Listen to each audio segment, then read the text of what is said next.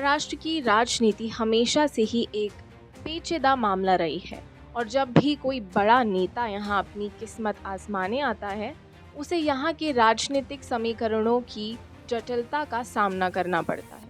इस बार भारतीय जनता पार्टी यानी कि भाजपा के चाणक्य माने जाने वाले अमित शाह ने महाराष्ट्र की राजनीति में दखल देने का प्रयास किया, खासकर नागपुर में।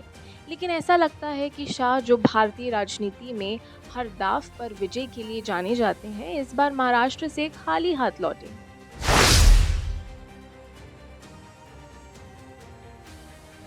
नागपुर, जो राष्ट्रीय स्वयंसेवक संघ आरएसएस का गढ़ माना जाता है, भाजपा के लिए हमेशा से ही एक महत्वपूर्ण स्थान रहा है।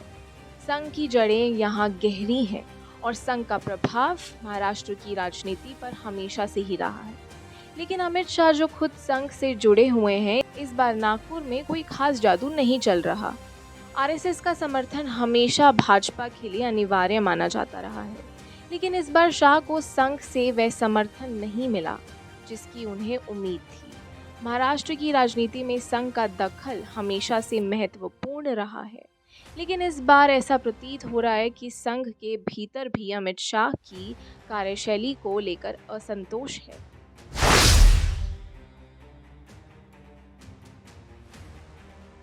शिवसेना के नेता उद्धव ठाकरे के नेतृत्व में महाराष्ट्र की राजनीति में भाजपा को सबसे बड़ी चुनौती का सामना करना पड़ रहा है।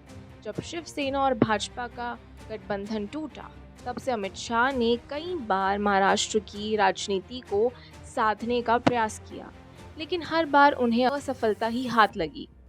शिवसेना, जो पहले भाजपा का मजबूत सहयोगी थे, अब भाजपा के खिलाफ खड़ी है और उद्धव ठाकरे ने अपने नेतृत्व में महाराष्ट्र की राजनीति को एक नई दिशा दी। अमित शाह ने उद्धव ठाकरे को कमजोर करने के लिए कई राजनीतिक दावे चले, लेकिन हर बार ठाकरे ने उन्हें मात दी, खासकर नागपुर में, जहां शाह ने संघ के सहारे अपने दाव चलाए। वहां भी उन्हें कोई खास समर्थन नहीं मिला।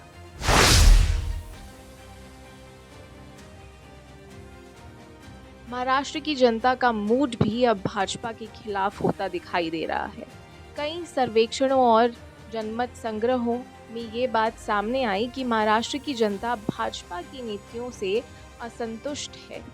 अमित शाह, जो हमेशा चुनावी रणनीतियों में माहिर माने जाते हैं, इस बार महाराष्ट्र में जनता का मूड भांपने में नाकाम रहे हैं। शाह ने अपने दौरे के दौरान कई बड़ी घोषणाएं की और विकास के वादे किए, लेकिन जनता ने उन पर विश्वास नहीं किया। महाराष्ट्र में बेरोजगारी, किसानों की समस्याएं और महंगाई जैसे मुद्दे प्रमुख हैं और शाह इन मुद्दों पर जनता का विश्वास जीतने में असफल रहे हैं।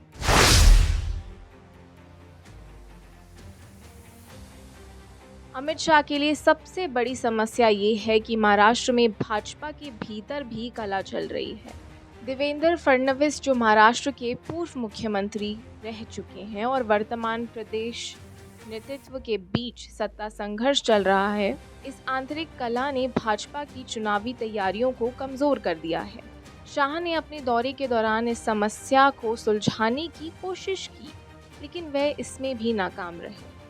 फडणवीस को अभी भी पार्टी के भीतर एक मजबूत नेता माना जाता है, लेकिन प्रदेश नेतृत्व में उनके खिलाफ नाराजगी बढ़ती जा रही है। अमित शाह ने इस मसले को सुलझाने के लिए नागपुर में संघ के वरिष्ठ नेताओं से भी मुलाकात की, लेकिन संघ ने इस मामले में एक अलग ही रुख अपनाया, जिससे शाह की मुश्किलें और बढ़ गईं।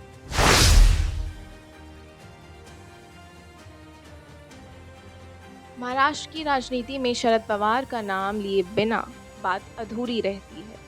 शरद पवार, जो राष्ट्रीय कांग्रेस पार्टी के प्रमुख हैं, उन्होंने महाराष्ट्र की राजनीति में हमेशा से एक महत्वपूर्ण भूमिका निभाई है।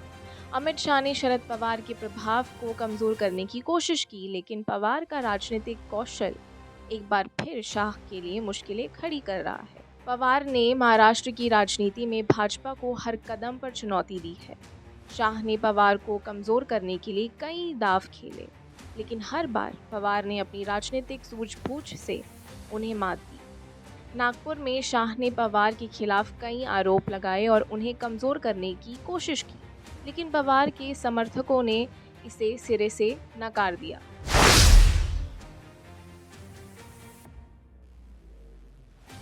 के भीतर भी अब अमित शाह के प्रति असंतोष बढ़ता दिखाई दे रहा है। नागपुर में संघ के कई वरिष्ठ नेता शाह की कार्यशैली से नाराज हैं। वे मानते हैं कि अमित शाह ने भाजपा को एक कठोर और केंद्रीकृत संगठन बना दिया है, जहां नेताओं की आवाज़ दबा दी जाती है।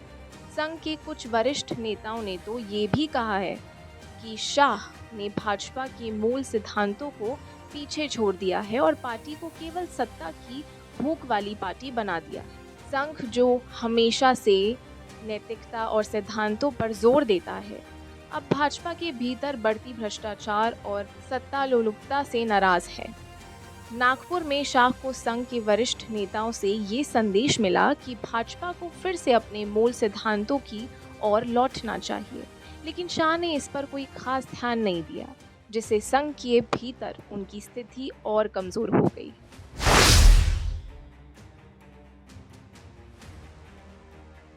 अमित शाह, जो भारतीय राजनीति के सबसे बड़े रणनीतिकार माने जाते हैं, इस बार महाराष्ट्र में बुरी तरह असफल रहे हैं। नागपुर में संघ का समर्थन ना मिलना, शिवसेना के खिलाफ रणनीति में विफलता और महाराष्ट्र की जनता का असंतोष, ये सभी कारण शाह की असफलता की कहानी बयां कर रहे हैं। महाराष्ट्र का चुनाव अब अमित शाह के लिए एक बड़ी चुनौती बन चुका है और अगर वह इस चुनौती का सामना नहीं कर पाए तो ये उनकी राजनीतिक करियर के लिए एक बड़ा झटका हो सकता है।